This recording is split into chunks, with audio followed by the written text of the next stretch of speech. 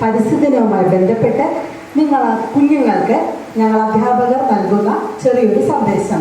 അണിയറയിൽ Neethu teacher, Athira teacher, സന്ധ്യ teacher, ഉത്തര teacher. Hi കൂട്ടുകാരെ, എന്താ വിശേഷം?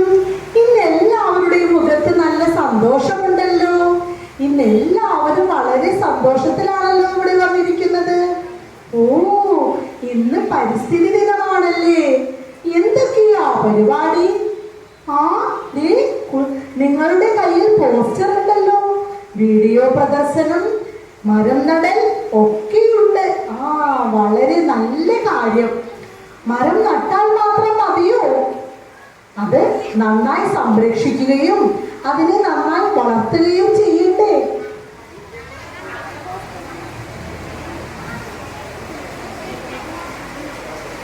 വേണം. പ്രകൃതിയെ നമ്മൾ സംരക്ഷിക്കണം. പക്ഷേ കാലാവസ്ഥയൊക്കെ മാറിപ്പോയില്ലേ?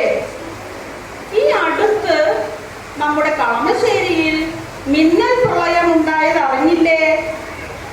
എന്താ കാരണമെന്ന് അറിയാമോ? കാലാവസ്ഥാ വ്യതിയാനം, മേഘവിസ്ഫോടനം എന്നൊക്കെ കേട്ടിട്ടില്ലേ? ഈ അടുത്ത് നമ്മൾ കേൾക്കാൻ തുടങ്ങിയ വാക്കുകളാണ് ഇതൊക്കെ. ഒരു പ്രത്യേക സ്ഥലത്ത് അതിശക്തമായി കൂടിയ അളവിൽ പെയ്യുന്ന മഴ മൂലം പെട്ടെന്ന് പ്രദേശങ്ങളിൽ വെള്ളം നിറയുന്നു. വെള്ളത്തിന്റെ അളവും പെയ്യുന്ന മഴയുടെ ശക്തിയും മൂലം മണ്ണ് കുഴിഞ്ഞു മാറുകയും മണ്ണ് ഒഴുകിപ്പോവുകയും പ്രദേശമാകെ വെള്ളം കെട്ടി നിൽക്കാൻ കാരണമാകുകയും ചെയ്യുന്നു. ഇതിന് കാരണം മേഘവിസ്ഫോടനമാണ്.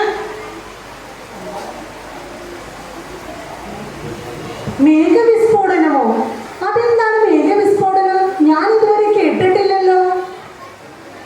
മേഘവിസ്ഫോടനം അതെന്താണെന്ന് വെച്ചാൽ, അന്തരീക്ഷത്തിലെ ചൂട് ഇപ്പോൾ കൂടുതലല്ലേ, അതുകൊണ്ട് വെള്ളം ആവിയായി മേൽപോട്ട് ഉയരുന്നതിൻ്റെയും അളവ് കൂടും.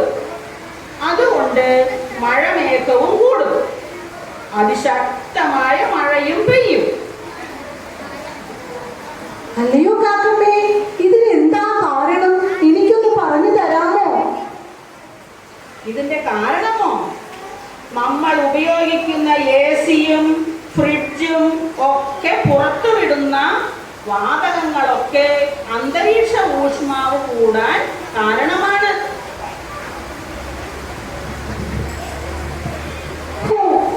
എത്രയോ നാളുകളായി ഞാൻ ഇതൊക്കെ സഹിക്കുന്നു. നമ്മൾ ഇനിയും മാറേണ്ടതുണ്ട്.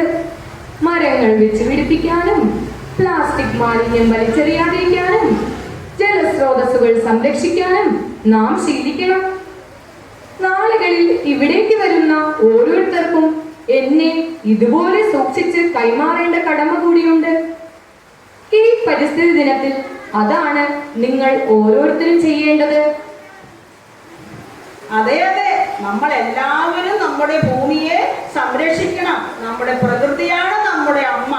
നമ്മൾ എല്ലാവരും സംരക്ഷിക്കേണ്ടതുണ്ട്.